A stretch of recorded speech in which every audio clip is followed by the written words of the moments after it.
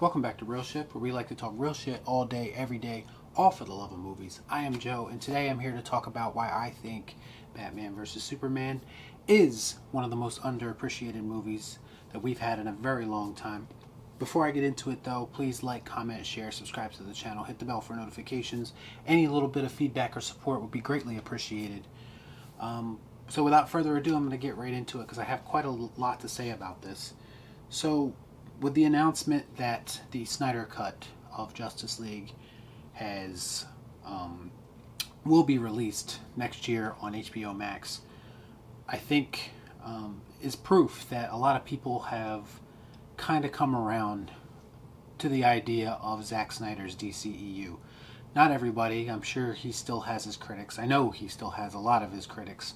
But I think some people have slowly come around on him and the stories that he was trying to tell. And that makes me happy that there's such a large group of people who can possibly change a studio's mind and put all of their support behind this man and his vision and possibly get a movie put out that we were never supposed to see, or a version of a movie that we were never supposed to see. And the reason that a lot of us feel so strongly about this is because of movies like Man of Steel, which I reviewed last week, and Batman vs. Superman, which I'm going to review this week. I've argued extensively with people about this movie. People who just immediately dismiss it for the most trivial things, like the use of the whole Martha scene, or whatever the case may be, just the fact they don't understand, they claim to not understand why Batman and Superman are fighting in this movie. And if you pay attention, if you just dig a little deeper, if you peel back the layers just a little bit, it's all there for you. It's not like he just leaves you completely hanging out to dry and leaves you with no kind of semblance of a arc or a story. Like, he is clearly telling an arc here, going from Man of Steel to BVS and hopefully into his version of Justice League.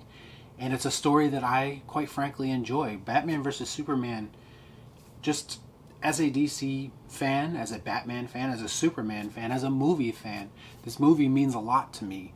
And that is why I feel so strongly about constantly having to defend it to people who mock it or who just don't want to give it the time of day and are just so close-minded that they can't possibly see things from another perspective. And that's why I wanted to talk about Batman vs. Superman today, because this is a movie that I remember quite fondly going to see it in the theaters, but I also remember the backlash, the immediate backlash soon as it was released, and how everything was just working against it, from the media to social media to critics. Everyone just piled on this movie, and it's completely unjustified. This movie, quite frankly, is one of the best superhero movies that have ever been created. It has more depth in it than most superhero movies can offer, and it's something that is constantly rewatchable to me. Like, it never gets old, and every time I do watch it, I find something new about it that I actually liked. So the reasons for me doing this are pretty clear. I just want to, again, possibly maybe get people to open their minds a little bit about Batman vs. Superman and Zack Snyder's DCU in general, and just give it a chance. Give it another chance, maybe if you haven't since the first time you saw it. But Batman vs. Superman: Dawn of Justice, and I'm going to focus mainly in this review on the relationship between Superman and Batman, because that seems to be the biggest point of contention between people. They don't understand why they're fighting. They don't understand why they stopped fighting. And it's all there, and I'm going to explain to you that it's all there. So that's going to be my biggest, I guess, the thing I talk about most in this review. But I will talk about other shining moments from the movie later on if I have time in this review. So the movie starts with a Bruce Wayne voiceover and basically talking about how things aren't perfect. It's showing his parents' murder. It's showing the most traumatic experience he's ever had, obviously. And it's drawing parallels between his fall as a hero and what created him in the fall of his parents. And I think that's just a really interesting way of reintroducing Batman. And again, he was just introduced in this movie, and they're already starting off firing on all cylinders and trying to establish an arc for him. And that's not easy to do when you introduce such a huge character like Batman, but I think they did a good job of it in this instance. Then they show us the opening moments of the end of Man of Steel. And as the scene fades, you hear Bruce say something about a beautiful lie. And this is basically the moment where Bruce decides to channel all his less than optimistic feelings about the world that he lives in and channel that into defeating Superman. So Superman's battle with Zod, obviously there's many casualties, and it's made personal to Bruce when the Wayne building is destroyed and people that he knows and loves and considers family are killed or injured or whatever the case may be. So he doesn't see Superman as a human. He sees him as a destructive force, as someone who, even if he doesn't have ill will, he has the potential to destroy everything just because of how powerful he is. He is a destructive force. But again, Bruce is only looking at it from his point of view. He doesn't have perspective on who Superman actually is as a human being. And I think that's something, again, they're building on very early in this movie, and they're getting into deep philosophical stuff right away. So Batman isn't the only one who has concerns about Superman. The people, the government, the media, they're all projecting their doubts about how someone so powerful, if he's left unchecked, what that could mean for humanity. And then you have Batman, who is become a shadow of his former self. He's branding criminals. He has little regard for human life, which is another big spot of contention for people.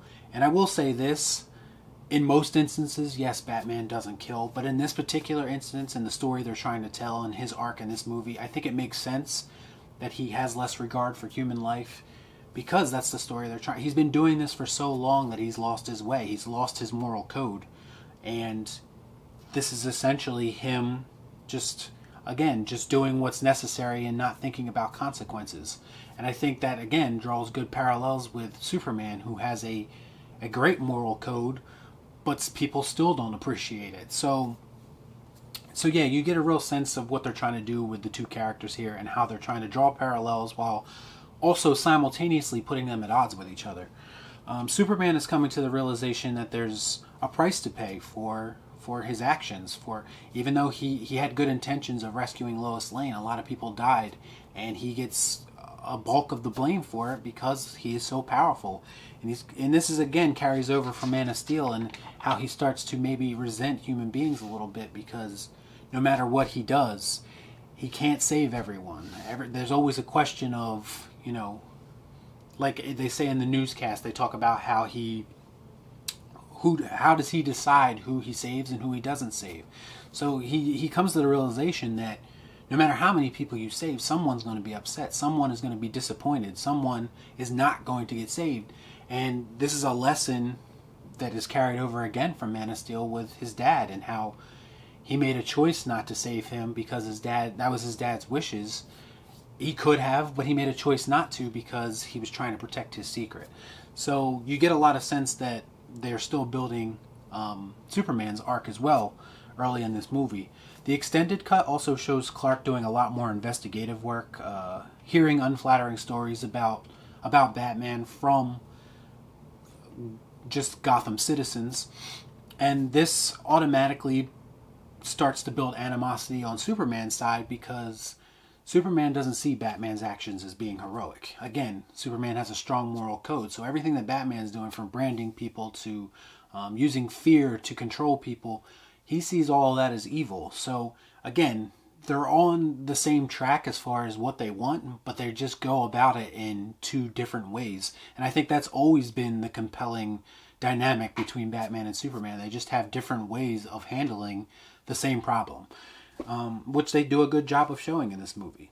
The first convo between Clark and Bruce, I think, is, first of all, it's pretty awesome because they're trading barbs at each other. But it's clearly showing them only looking at things from their own point of view. They're being closed-minded. They're being manipulated by their own paranoia and Lex. But it is a great scene, and it really builds the animosity between the two, and I really enjoy it. There's a montage of Superman saving people, people reaching out to him like he's a god. While the media voiceovers kind of talk about whether Superman is a good or a bad thing. This obviously discourages Clark because he's getting these different signals from people. You know, some people are treating him like a god, and maybe that's too much for him to handle mentally, like being thought of as a god, while other people are criticizing him and all he's trying to do is help. So he's just getting it from both sides. And we've never seen Superman treated this way in any medium, I don't think, especially in live action or in movie form. So I think it's really cool that they're continuing that story as well. Of course, there's the nightmare sequence. All this does was pretty much justify Bruce's paranoia about Superman. He gets to see firsthand what an unchecked Superman will do, what a rogue Superman looks like. Plus, it's a fucking awesome scene, to be quite honest, and I'm happy that might get a continuation of that of sorts in the Justice League with the Snyder Cut. But this is basically just what would happen if Superman experienced loss like Bruce does. And what I mean by that is if you lose someone who's close to him, how would that affect Superman? And, you know, Lois is regarded as his as the key to, I guess, keeping him in check.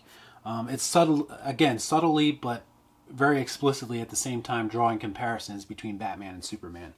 When Bruce discovers the existence of the kryptonite, this is pretty much all he needs in the world to basically put an end to Superman, and he knows it. He says to Alfred in the scene, like, how many good guys are left, how many stayed that way. He's talking about himself in a lot of ways, and he's talking about what could potentially happen with Superman. But again, more parallels being drawn between evil Superman and how Batman lost his way. Like, heroes can lose their way too, even though they have good intentions. Things can go awry with just one horrible incident. And I think that's interesting and a very important part of this movie because it shows that heroes aren't necessarily perfect. They make mistakes. They have emotions just like the rest of us. The first confrontation between Superman and Batman, where Superman basically warns him not to go to the bat signal, and Batman shows no fear and just gives it right back to him and threatens him, basically tells him he's going to kill him. You know, do you bleed? You know, you will. I think it's an epic moment. It's the first time we've seen the two characters in costume on screen together in a big motion picture. So it's just a great moment. And again, it's building the confrontation between the two.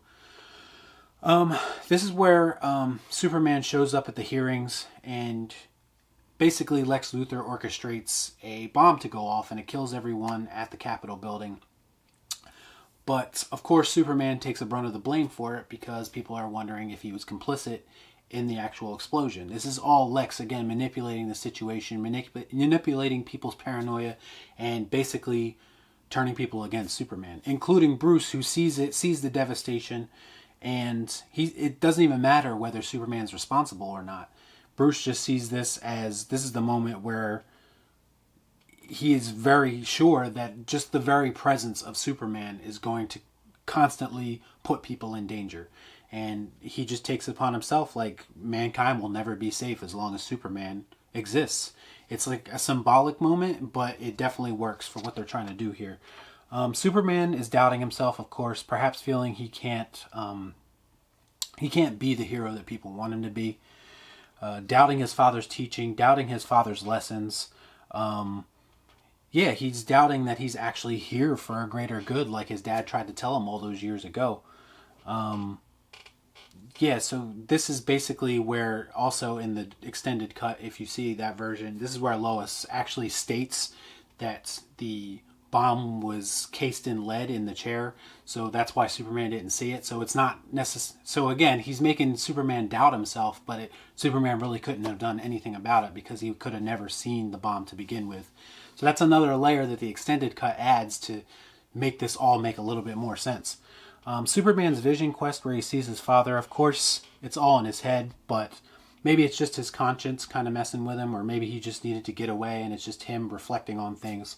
But again, his father is a huge influence on him, and it creates this moral code within Superman.